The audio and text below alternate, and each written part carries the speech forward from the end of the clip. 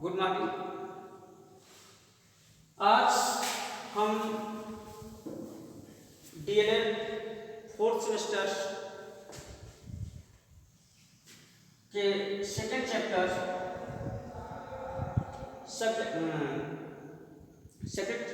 में रक्त से संबंधित रोगों के बारे में डिस्कशन करेंगे, जिसमें सबसे पहला रोग है नंबर 1 थैलेसीमिया।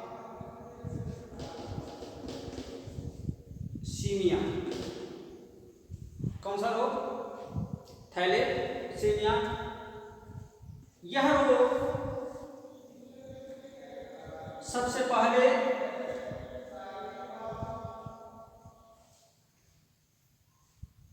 सबसे पहले 1925 में, कब?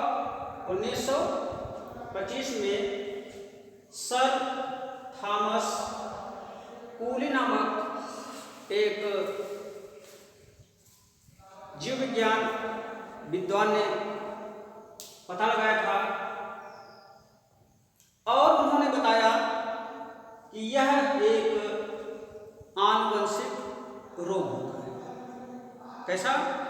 यह एक आनुवंशिक रोग होता है जो थैलेसीमिया से ग्रसित व्यक्ति के शरीर में आरबीसी की मात्रा अर्थात रेड ब्लड कॉर्पसेल्स की मात्रा कम हो जाती है।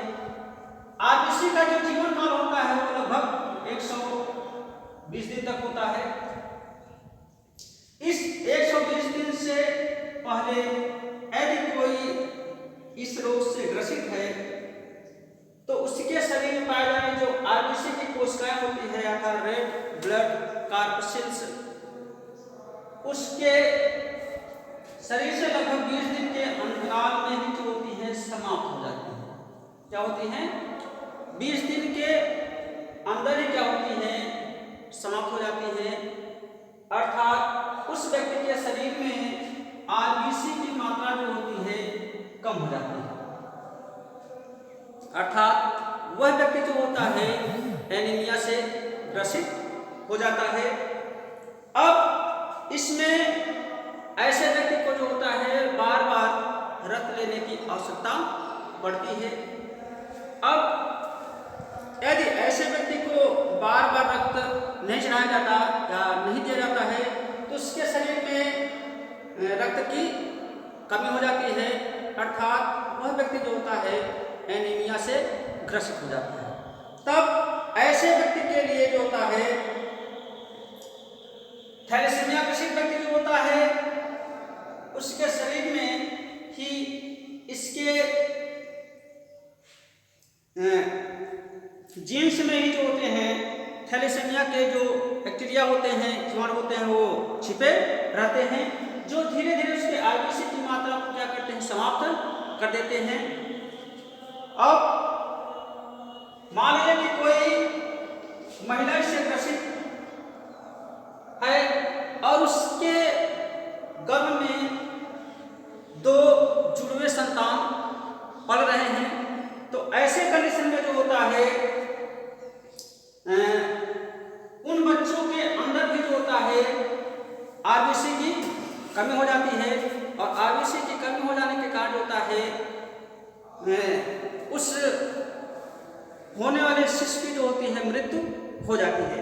तो ऐसे कंडीशन में जो होता है यह मेडिटेरियन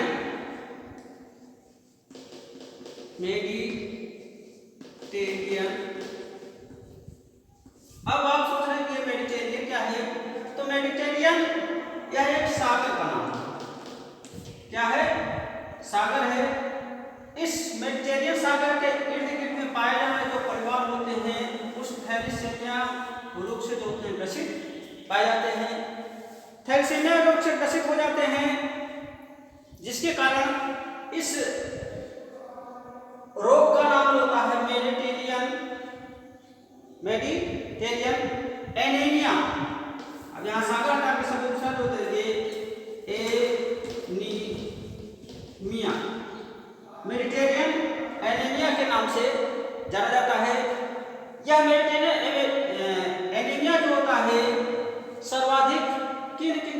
पाया जाता है उसको जान लीजिए। तो यह इराक,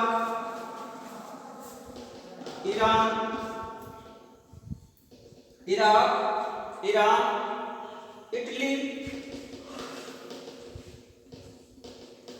सऊदी अरब, कहाँ Italy, Iraq, Iran, Italy, Saudi Arab तथा दक्षिण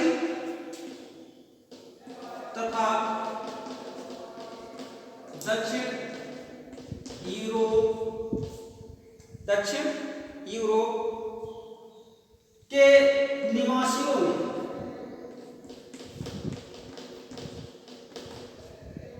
कहाँ Iraq, Iran, Italy, Saudi Arab, दक्षिणी यूरोप आदि क्षेत्र में जो रहने वाले व्यक्ति होते हैं, उन व्यक्तियों में जो होते हैं इस रोग अर्थात थैलेसेमिया के पाए जाने की संभावना होती है, जिसे मेडिटेरियन एनीमिया। अब आगे देखते हैं रक्त से संबंधित रोग जैसे ब्लड कैंसर। देखिए ब्लड कैंसर यह एक रक्त संबंधित रोग होता है। रक्त संबंधित रोग अर्थात हम इसको निम्न कई बिंदुओं के द्वारा स्पष्ट कर देख लेते हैं कि ब्लड कैंसर क्या होता है, इसमें किन की संख्या अधिक होती है, किन की संख्या कम हो जाती है और यह विकार कैसे उत्पन्न होता है। तो ब्लड कैंसर जो होता है यह एक रक्त संबंधी जो होता है विकार होता है। इसका तात्पर्य होता है कि रक्त में विभिन्न प्रकार की जो होती हैं, एक जो बैलेंस होता है जैसे अष्ट मज्जा, WBC, RBC, तो एक ये सर्टन अनुपात में होती हैं, तो इनकी संख्या जो होती है में कुछ अनियमितता हो जाती है, जिसे हम क्या कहते हैं रक्त विकार के नाम से जानते हैं। दूसरा पॉइंट की तरफ समझ लेते हैं, ब्लड निर्माण में अष्ट मज्जा में विकार उत्पन्न हो जाता है, अर्थात जैसे कि जब रक्त का निर्माण होता है तो रक्त के निर्माण के समय में जो होते हैं जो अस्थि और मज्जा की एक निश्चित अनुपात होता है, तो निश्चित अनुपात जो होता है अनबैलेंस हो जाता है। अनबैलेंस हो जाने के कारण होते हैं जो हमारा रक्त होता है वो दूषित हो जाता है। दूषित कार्य का मतलब जाता है इसमें विभिन्न प्रकार के विकार उत्पन्न हो जाते हैं, जो रक्त कैंसर की जो होती है एक लक्षण को प्रदर्शित करते हैं। तीसरे पॉइंट की द्वारा समझते हैं अस्थि मज्जा की संख्या बढ़ जाती है, अर्थात जो प्लेटलेट्स होते हैं उनकी संख्या जो होती है बढ़ जाती है। हमारे शरीर में इनकी संख्या जो होती है लगभग 5000 से लेकर के 11,000 प्रति क्यूबिक मिलीलीटर होती है, अर्थात एक स्वस्थ व्यक्ति में जो होती है अस्थि और मज्जा की जो संख्या होती है, इसकी अस्थि और मज्जा की संख्या या इसमें जो 5000 से ये कहें कि WBC या श्वेत रक्तकणिका की संख्या जो होती है 5000 से लेकर के 11,000 प्रति क्यूबिक मिलीलीटर होती है। लेकिन जब रक्त कैंसर से कोई ग्रसित व्यक्ति हो जाता है तो इनकी संख्या जो होती है बढ़ करके जो होती है 1 लाख से 4 लाख के बीच में होती है, अर्थात कह लीजिए कि WBC की संख्या जो होती है बढ़ जाती है। जब WBC की संख्या बढ़ जाती है तो ऐसे कंडीशन में जो होती है इनकी मात्रा ब्लड में अधिक हो जाती है। जब इनकी मात्रा ब्लड में अधिक हो जाती है तो ये अपरिपक्व होती है। कैसे होती हैं? अपरिपक्व होती हैं। तो अपरिपक्व होने के कारण होता है हमारे शरीर में ये ठीक रूप से कार्य नहीं कर पाती हैं। जब ठीक रूप से कार्य नहीं कर पाती हैं तो व्यक्ति जो होता है किस रोग से ग्रसित हो जाता है? ब्लड कैंसर अर्थात रक्त कैंसर। इसके साथ साथ में जो होता है व्यक्ति जब इस रोग से ग्रसित हो जाता है तो व्यक्ति का शरीर धीरे धीरे जो होता है कमजोर होता जाता है, अर्थात शरीर की जो क्षमता होती है कार्य करने की वो धीरे क्या होती है? कमजोर होती जाती है। जब कमजोर हो जाती है तो व्यक्ति कुछ सप्ताह से लेकर के कुछ वर्षों के अंतराल में जो होती है उसकी मृत्यु हो जाती है।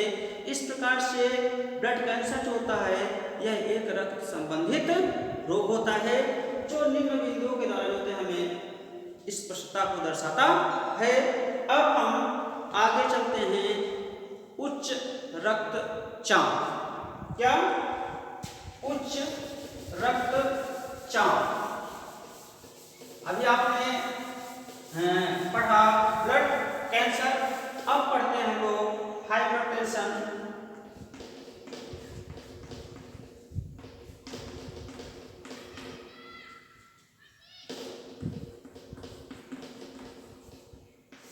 हाइपरटेंशन, उच्च रक्तचाप। देखिए उच्च रक्तचाप जो होता है एक, अब सबसे पहले समझ लेते हैं कि रक्तचाप क्या है। रक्तचाप अर्थात बीपी, ब्लड प्रेशर।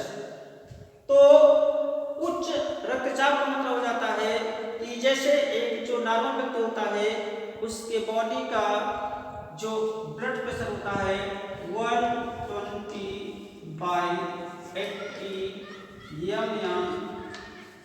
mmHg होता है। कितना? 120/80 mmHg होता है।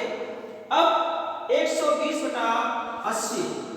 अब ऐसे कंडीशन में जो होता है जैसे व्यक्ति मोटापा से ग्रसित होता है या जैसे व्यक्ति को विभिन्न प्रकार के जो क्रियाकलाप होते हैं पारिवारिक, सामाजिक, राजनीतिक, तो इन सब कारणों से व्यक्ति का जो होता है एक मानसिक टेंशन बढ़ जाता है अर्थात मस्तिष्क का संतुलन जो होता है वो डिस्टर्ब रहता है। तो मानसिक संतुलन के कारण होता है व्यक्ति का जो ब्लड प्रेशर होता है वो 120/80 के स्थान पर जो होता है ये मान लीजिए 130, 40, 50, ये 80, 90, 80 के अलावा 90 हो गया, 95 हो गया। तो इस ढंग से जो होता है व्यक्ति का, अब जो 120 है ये उच्च रक्तचाप है और ये जो होता है निम्न रक्तचाप, अर्थात हृदय से जब रक्त निकलता है तो उसे सिस्टोल कहा जाता है और जब हृदय से रक्त का निकलना बंद हो जाता है तो उसे डायस्टोल कहते हैं। तो इसमें जो इन दोनों का मान होता है अर्थात सिस्टोल और डायस्टोल, तो इन दोनों का मान जो होता है वो बढ़ जाता है जिसके कारण होता है व्यक्ति ब्लड प्रेशर या हाइपरटेंशन से ग्रसित हो जाता है। इसमें 2-3 मान दे रहे आपको, एक हम पूरा इसका एक डाटा दे देते हैं। डाटा से आप जो होते हैं थोड़ा सा समझ जाएंगे कि किस रूप से जो होता है इसको समझा जाता रहा। ठीक है, रुक ले, रुके हैं। देखिए आपको इसमें एक इसका समान सीरीज दे दिया गया। समान सीरीज का आधार पर समझ लेते हैं कि बच्चों में कितना होता है, वयस्क में कितना होता है, किशोर में कितना होता है।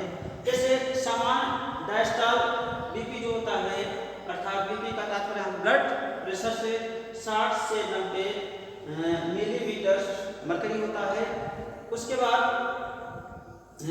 सामान्य सिस्टोल ब्लड प्रेशर 100 से लेकर के 150 मिलीमीटर मरकरी होता है।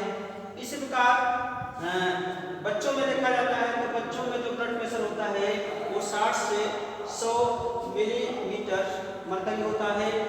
इसके बाद किशोरावस्था में देखा जाता है क्योंकि बच्चों में ब्लड प्रेशर कुछ कम होता है।